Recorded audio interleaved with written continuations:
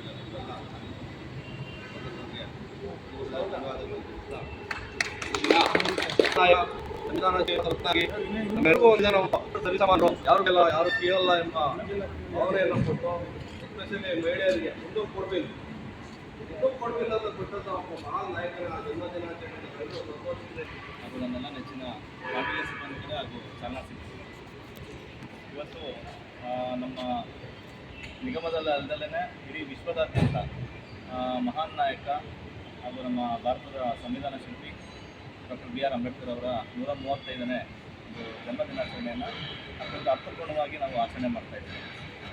ಸ್ನೇಹಿತರೆ, ಇವತ್ತು ನಾವೊಂದು ವೇದಿಕೆಯಲ್ಲಿ ನಿಂತಿದ್ದೀವಿ ಅಥವಾ ನಾವೊಂದು ಸಂಸ್ಥೆನಲ್ಲಿ ಕೆಲಸ ಮಾಡ್ತಾಯಿದ್ದೀವಿ, ನಮಗೇನೋ ಒಂದು ಉದ್ಯೋಗ ಇದೆ, ನಮ್ಮ ಮನಸ್ಸಿಗೆ ಮುದ ನೀಡುವಂಥ ಒಂದು ಮಾತುಗಳನ್ನ ಎಲ್ಲರ ಎದುರುಗಡೆ ಮಾತಾಡ್ತಿದ್ವಿ ಅಂತ ಹೇಳಿದ್ರೆ ಅದಕ್ಕೆ ವಾಕ್ ಸ್ವಾತಂತ್ರ್ಯ ಬೇಕು. ಅದನ್ನು ತಂದುಕೊಟ್ಟಂಥ ಮಹಾನ್ ನಾಯಕ ನಮ್ಮ ಬಿ ಆರ್ ಅಂಬೇಡ್ಕರ್ ಅವರು. ಆ ಒಂದು ಸಂವಿಧಾನದಡಿಯಲ್ಲಿ ನಿರ್ಮಾಣವಾದಂಥ ಈ ಒಂದು ಘನತೆಯುತ ಸಂಸ್ಥೆಯಲ್ಲಿ ನಾವೆಲ್ಲರೂ ಕೂಡ ಉದ್ಯೋಗಿಗಳಾಗಿ ಕೆಲಸ ಮಾಡ್ತಾಯಿದ್ದೀವಿ. ನಮ್ಮ ಸಂಸಾರಗಳನ್ನ ನಡೆಸ್ಕೊತಾ ಇದ್ದೀವಿ ಅಂತ ಹೇಳಿದ್ರೆ ಅದಕ್ಕೆ ಮುಖ್ಯ ಕಾರಣ ಸಂವಿಧಾನದಲ್ಲಿ ಇರ್ತಕ್ಕಂಥ ಒಂದು ಅಂಶಗಳು. ಆ ಅಂಶಗಳನ್ನ ಬಳಕೆ ಮಾಡಿಕೊಂಡು ಸ್ವಾಯತ್ತ ಸಂಸ್ಥೆಗಳಂತೇಳಿ ರಚನೆ ಆಯಿತು. ಆ ಸಂಸ್ಥೆಗಳ ಅಡಿಯಲ್ಲಿ ನಮ್ಮದೊಂದು ನಿಗಮ ಅಂತೇಳಿ ಕ್ರಿಯೇಟ್ ಆದಮೇಲೆ ನಾವು ಅದಕ್ಕೆಲ್ಲ ಜಾಯ್ನ್ ಆಗಿದ್ದೀವಿ. ಸೊ ಅವರಿಗೆ ನಾವು ಎಷ್ಟು ಆಭಾರಿಯಾಗಿದ್ದರೂ ಕೂಡ ಸಾಲದು. ಇವತ್ತು ಬೆಳಗ್ಗೆಯಿಂದ ಇವತ್ತು ನಾವು ವಿಭಾಗೀಯ ಕಚೇರಿನಲ್ಲಿ ಆಮೇಲೆ ವಿಭಾಗೀಯ ಕಾರ್ಯಾಗಾರದಲ್ಲಿ ಮತ್ತು ಘಟಕಗಳಲ್ಲಿ ಈ ಒಂದು ಕಾರ್ಯಕ್ರಮವನ್ನು ಭಾಳ ಉತ್ತಮವಾಗಿ ಆಚರಿಸಿ ಇವತ್ತು ಈ ಡಿಪೋ 5 ಆಚರಣೆ ಮಾಡ್ತಾ ಇದ್ದೀವಿ. ಎಲ್ಲ ಕಡೆಯೂ ಕೂಡ ನಮ್ಮ ಕಾರ್ಮಿಕ ಕಲ್ಯಾಣಾಧಿಕಾರಿಗಳಾಗಲಿ ಅಥವಾ ನಮ್ಮ ಡಿ ಸಾಹೇಬರಾಗಲಿ ತುಂಬ ಉತ್ತಮವಾಗಿ ಹೇಳೋದು ಏನಂತ ಹೇಳಿದ್ರೆ, ವಿಶೇಷವಾಗಿ ಮಹಿಳೆಯರಿಗೆ ಏನು ಈಗ ಒಂದು ಕೆಲಸ ಮಾಡೋಂಥ ಜಾಗದಲ್ಲಿ ಮಹಿಳೆಯರಿಗೆ ಒಂದು ಪ್ರಾತಿನಿಧ್ಯ ಕೊಡುವಂಥ ಒಂದು ಶಾಸನ ಆಗಲಿ ಅಥವಾ ಅವರಿಗೆ ಒಂದು ರಜೆ ಸೌಲಭ್ಯಗಳಾಗಲಿ ಅಥವಾ ನಾವೇನು ಇಲ್ಲಿ ಒಂದು ಫ್ಯಾಕ್ಟ್ರಿ ಆ್ಯಕ್ಟ್ ಅಂತೇಳಿ ನಾವೇನು ಅದರ ಅಡಿಯಲ್ಲಿ ನಾವೆಲ್ಲರೂ ಕೆಲಸ ಮಾಡ್ತಾಯಿದ್ದೀವಿ. 8 ತಾಸು ಒಂದು ಮಿತಿಯಿಂದ ನಾವೇನು ಕೆಲಸ ಮಾಡ್ತೀವಿ ಅದನ್ನೆಲ್ಲ ಶಾಸನವನ್ನು ತಂದಿದ್ದು ನಮ್ಮ ಹೆಮ್ಮೆಯ ಡಾಕ್ಟರ್ ಬಿ ಆರ್ ಅಂಬೇಡ್ಕರ್ ಅವರು. ಅವರಿಗೆ ನಾವಷ್ಟೇ ಅಲ್ಲ, ಇಡೀ ಸಮಸ್ತ ಕಾರ್ಮಿಕ ವರ್ಗ ಅವ್ರಿಗೆ ಆಭಾರಿಯಾಗಿರಬೇಕು ಅಂತೇಳಿ ಹೇಳ್ತಾ, ಖಂಡಿತವಾಗ್ಲೂ ಭಾಳ ಖುಷಿಯಾಗುತ್ತೆ. ಭಾಳ ಅಚ್ಚುಕಟ್ಟಾಗಿ ಒಂದು ಕಾರ್ಯಕ್ರಮವನ್ನು ಭಾಳ ಸುಂದರವಾಗಿ ಘಟಕ 5ರಲ್ಲಿ ಆಯೋಜನೆ ಮಾಡಿದ್ದೀರಾ. ಈ ಒಂದು ಕಾರ್ಯಕ್ರಮ ಆಯೋಜನೆ ಮಾಡಿದಂಥ ಎಲ್ರಿಗೂ ಆಯೋಜಕರಿಗೆ ವಂದನೆಗಳನ್ನು ತಿಳಿಸ್ತಾ, ನನಗೆ ಈ ಒಂದು ಕಾರ್ಯಕ್ರಮಕ್ಕೆ ಆಹ್ವಾನ ನೀಡಿ ಮಾತಾಡಲಿಕ್ಕೆ ಅವಕಾಶ ಕೊಟ್ಟಂತ ಎಲ್ರಿಗೂ ಒಂದಿಷ್ಟು ನಾನು ನೆನಪಾಗ್ತೀನಿ. ವಿಶ್ವಗುರು ವಿಶ್ವಜ್ಞಾನಿ ಡಾಕ್ಟರ್ ಬಿ ಆರ್ ಅಂಬೇಡ್ಕರ್ ಅವರ 135ನೇ ಜನ್ಮದಿನಾಚರಣೆಯನ್ನು ನಾವು ಮಾಡ್ತಾ ಇದ್ದೇವೆ. ಅವರು ಯಾಕಾಗಿ ನಾವು ಜನ್ಮದಿನಾಚರಣೆ ಮಾಡಬೇಕು? ಬಹುಶಃ ಇಡೀ ವಿಶ್ವದಲ್ಲಿ 32 ಡಿಗ್ರಿ ಅತಿ ಓದಿದವರು ಅಥವಾ ಅತಿ ವಿದ್ಯಾವಂತರು ಅಂತ ಯಾರಾದರೂ ನಾವು ಗುರುತಿಸಿದ್ರೆ ಫಸ್ಟು ಗೂಗಲಲ್ಲಾದರೂ ಸರ್ಚ್ ಮಾಡಿ ಅಥವಾ ಯಾರನ್ನಾದ್ರೂ ಕೇಳಿ ಫಸ್ಟ್ ಬರೋ ಹೆಸರೇ ಬಿ ಆರ್ ಅಂಬೇಡ್ಕರ್ ಸಾಹೇಬರು. ಯಾಕೆ? ವಿದ್ಯೆಯಿಂದ ಮಾತ್ರ ನೀನು ವಿಮೋಚನೆಯನ್ನು ಪಡಿಬೋದು ಅಂತ ಒಂದು ಮಾತು ಹೇಳ್ತಾರೆ. ಒಂದು ಮಾತೇನು ಹೇಳ್ತಾರೆ, ವಿದ್ಯೆಯಿಂದ ಮಾತ್ರ ವಿಮೋಚನೆ. ಅದಕ್ಕೆ ಹಿಂದೆ ಹೋದಂದರೆ ನಾವು ಸರಾಸರಿ ಒಂದು 200-250 ವರ್ಷ ನಾವು ಪರಕೀಯರ ಆಳ್ವಿಕೆಯಲ್ಲಿ ಕಳೆದೋಗ್ಬಿಟ್ಟಿದ್ವಿ. ಅವರ ಶೋಷಣೆ, ದಬ್ಬಾಳಿಕೆ, ಅಸ್ಪೃಶ್ಯತೆ ಅಂದರೆ ಜಾತಿ ಮೇಲೆ ಅಥವಾ ಬಣ್ಣದ ಮೇಲೆ, ಲಿಂಗ ಆಧಾರಿತ ಒಂದು ಏನು ನಮ್ಮನ್ನು ಪರಕೀಯರು ಪರದೇಶದವರು ಆಳ್ತಾ ಇದ್ರು. ಅದಕ್ಕೆ ಹೋರಾಟ ಒಂದು ಅಧ್ಯಾಯ ಆದರೆ, 2ನೇ ಅಧ್ಯಾಯ ಆಮೇಲೆ ಸ್ವಾತಂತ್ರ್ಯ ಬಂದ ಮೇಲೆ ನಮ್ಮಲ್ಲಿ ನಾವು ಯಾವ ಥರ ಇರಬೇಕು, ಯಾರು ನಮ್ಮನ್ನು ಗೈಡ್ ಮಾಡ್ತಾರೆ ಅಥವಾ ಯಾರು ನಮ್ಮನ್ನು ಉದ್ದೇಶಿಸಿ ಏನು ರಾಜ್ಯಾಂಗ, ಕಾರ್ಯಾಂಗ, ನ್ಯಾಯಾಂಗ ಈ ಕುರಿತಾಗಿ ಒಂದು ಅದ್ಭುತ ಗ್ರಂಥವನ್ನು ಬರೆದ್ರು. ಅದ್ಭುತ ಗ್ರಂಥ ಅಂದರೆ ನಾವೇನೀಗ 2 ಧರ್ಮದಲ್ಲಿ ಹೇಳ್ತೀವಿ, ಬೈಬಲ್ ಕ್ರಿಶ್ಚಿಯನ್ಗೇಗೋ ಅಥವಾ ಮಹಾಭಾರತ ಹಿಂದೂಗೇಗೋ, ಹಾಗೆ ನಮ್ಮ ಸಂವಿಧಾನ ಇಡೀ ದೇಶಕ್ಕೆ ಅದೊಂದು ಮೇಲು ಗ್ರಂಥ. ಅಲ್ಲೇ ಹೇಳ್ಬಿಟ್ರು ಏನಂತ, ನಮಗೆ ಇಡೀ ನಾಗರಿಕರಿಗೆ ಮೂಲಭೂತ ಹಕ್ಕುಗಳೇನು ಕೊಡಬೇಕು, ಮೂಲಭೂತ ಕರ್ತವ್ಯಗಳೇನು, ನಾವು ಎಲ್ಲರೂ ಹೇಗೆ ಮಾತೃತ್ವದಿಂದ ಸಮಾಜವಾದಿ ಅಥವಾ ನಾವೆಲ್ಲ ಸಮಾನರು ಅಂತ ಹೇಳಿದ್ರು. ಆ ಮೂಲಭೂತ ಹಕ್ಕುಗಳಲ್ಲಿ ಕೊಟ್ಟಾಗ ಪ್ರತಿಯೊಬ್ಬರು ನಾನೇನು ಮಾತಾಡ್ತಾ ಇದ್ದೀನಿ ಅಥವಾ ನಾನೇನು ವಾಸ ಮಾಡ್ತಾ ಇದ್ದೀನಿ, ನಾನು ಇಡೀ ಕಾಶ್ಮೀರದಿಂದ ಕನ್ಯಾಕುಮಾರಿವರೆಗೂ, ಈ ಕಡೆ ರಾಜ್ಕೋಟಿಂದ ಅರುಣಾಚಲ ಪ್ರದೇಶವರೆಗೂ ನಾನು ಈ ದೇಶದ ಪ್ರಜೆ ಆದಮೇಲೆ ನಾನು ವಾಸಿಸುವ ಹಕ್ಕನ್ನು ನಾನು ಹೊಂದಿದ್ದೇನೆ. ಅಷ್ಟು ಹಕ್ಕು ಕೊಟ್ಟಿದ್ದಾರೆ. ಅವ್ರ ಹಕ್ಕು ಕೂಡ ಒಂದು ಏನು ಸಂವಿಧಾನದ ಪೀಠಿಕೆಯಲ್ಲಿ ಹೇಳಿದ್ದಾರೆ, ಅವರು ಎಲ್ಲರೂ ಸಮಾನರು. ಅದರನ್ನು ಸಮಾನತೆಯನ್ನು ನಾವು ಪಾಲನೆ ಮಾಡೋದ್ರಲ್ಲಿ KSRTC ನಂಬರ್ 1 ಅಂತ ನಾನು ಹೇಳ್ತೀನಿ, ನಾನು ಹೇಳಕ್ಕೆ ಇಷ್ಟಪಡ್ತೀನಿ. ಅದೆಲ್ಲ ಬಂದಿದ್ರು. ಯಾಕಂದರೆ ಯಾರು ಬಂದ್ರು ಇವನು ನಮ್ಮವನಲ್ಲ, ಇವನು ಬೇರೆಯವನು ಅಂತ ನೀವು ಬಸ್ ಹತ್ತಿದ್ರೆ ಟಿಕೆಟ್ ಕೊಡಲ್ವಾ? ಫಸ್ಟು ಇಡೀ ವಿಶ್ವದಲ್ಲಿ ಅಥವಾ ಇಡೀ ಇಂಡಿಯಾದಲ್ಲಿ ಸಮಾನತೆ ಹಕ್ಕನ್ನು ಪಾಲಿಸೋದು KSRTC ಸಿಬ್ಬಂದಿ ಮಾತ್ರ. ಮತ್ತು ಸ್ವಾತಂತ್ರ್ಯ, ಈಗ ನಾವು ಅವರು ಸೀಟ್ನ ಆಯ್ಕೆ ಮಾಡ್ಕೊಳ್ಳೋ ಸ್ವಾತಂತ್ರ್ಯ ಅವ್ರಿಗೆ ಕೊಟ್ಟಿದ್ದೀವಿ. ನೀವೇನಾದರೂ ಈ ಸೀಟ್ ಬೇಡ ಆ ಸೀಟ್ ಬೇಡ ಅಂತ ಹೇಳ್ತೀವಾ? ಸಂವಿಧಾನದ ಪೀಠಿಕೆಯಲ್ಲಿ ಅಥವಾ ಪ್ರಸ್ತಾವನೆಯಲ್ಲಿ ಏನೇನು ಪಾಯಿಂಟ್ ಇದೆಯೋ ಎಲ್ಲ ಹಕ್ಕನ್ನು ಕೂಡ ನಮ್ಮ ಚಾಲನಾ ಸಿಬ್ಬಂದಿಗಳು ಅಥವಾ ನಮ್ಮ KSRTC ಚಾಚು ಚಪ್ಪದೆ ನಡೆಸುತ್ತೆ. ಈಗ ನಮ್ಮ ಇದು ಹೇಳುತ್ತೆ ವಿಮೋಚನೆ ಹಕ್ಕು ಅಥವಾ ಏನು ದುಷ್ಪರಿಣಾಮಗಳು ಏನಿದೆ ಅವೆಲ್ಲ. ಮತ್ತು ಈಗ ಇಲ್ಲಿವರೆಗೆ ನಡ್ಸ್ಕೊಂಡ್ಬಂದಿದೆ ನಮ್ಮ ಇಂಡಿಯಾ, ಮುಂದಿನ ದಿನಗಳಲ್ಲೂ ಕೂಡ ಇದೇ ರೀತಿ ಸಂವಿಧಾನಕ್ಕೆ ನಾವು ತಲೆಬಾಗಿ ದೇಶದ ರಕ್ಷಣೆ ಮತ್ತು ಪರಿಸರ ರಕ್ಷಣೆ ಇವನ್ನೆಲ್ಲ ನಡೆಸ್ಕೊಂಡು ಹೋಗ್ತಾ ಅದು ಅವರ ಹೆಸರು ಇದುವರೆಗೂ ಅಜರಾಮರವಾಗಿರುತ್ತೆ ಅಂತ ನಾನು ಹೇಳ್ತಾ ನಾನು ಮಾತು ಮುಗಿಸ್ತೇನೆ. ಎಲ್ಲ ಕಾರ್ಮಿಕ ಸಿಬ್ಬಂದಿಗಳೇ, ಇವತ್ತು ನಾವು ಬಾಬಾ ಸಾಹೇಬ್ ಅಂಬೇಡ್ಕರ್ ಅವರ 135ನೇ ಜನ್ಮದಿನಾಚರಣೆಯನ್ನು ಇಲ್ಲೇ ಅಲ್ಲ, ಭಾರತದಲ್ಲಿ ಅಲ್ಲ, ಇಡೀ ವಿಶ್ವದಾದ್ಯಂತ ನಾವು ಆಚರಣೆ ಮಾಡ್ತಾಯಿದ್ದೀವಿ. ಯಾಕೆ ವಿಶ್ವದಾದ್ಯಂತ ಆಚರಣೆ ಮಾಡ್ತಾಯಿದ್ದೀವಿ ಅಂದರೆ, ಅವರ ವ್ಯಕ್ತಿತ್ವ ಆಗಿದೆ.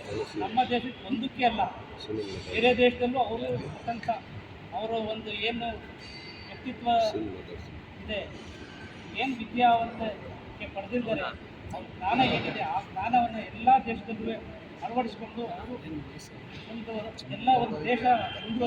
ಮುಂದುವರಿಲಿಕ್ಕೆ ಅವರು ಅಳವಡಿಸ್ಕೊಂಡಿದ್ದಾರೆ. ಅದೇ ರೀತಿ ನಮ್ಮ ಭಾರತದಲ್ಲಿ ಸಹ ನಾವು ಸಂವಿಧಾನವನ್ನು ಬಾಬಾ ಸಾಹೇಬ್ ಅಂಬೇಡ್ಕರ್ ಅವರು ಕೊಟ್ಟಿದ್ದಾರೆ. ಆ ಸಂವಿಧಾನದಲ್ಲಿ ಎಲ್ಲ ಹಕ್ಕುಗಳನ್ನು ಕೊಟ್ಟಿದ್ದಾರೆ.